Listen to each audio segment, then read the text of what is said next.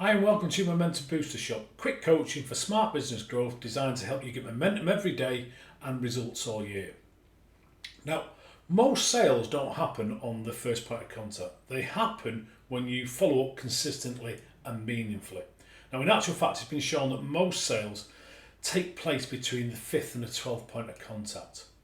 But let's be honest, most follow-up systems are accidental at best. So let's fix that.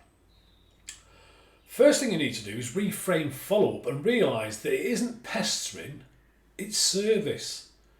People get busy, and the truth is they often appreciate the reminder, especially when it's helpful and respectful.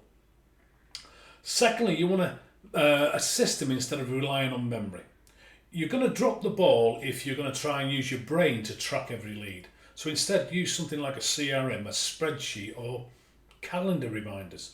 Now the point is you want to use something that makes everything repeatable. And thirdly, you want to mix your messages. A follow-up isn't just I'm just checking in. Instead, you could be sending a useful tip. You could share a testimonial. You could invite them to something relevant. Okay, your momentum move for today. Identify 3 leads that you haven't followed up with lately and reach out.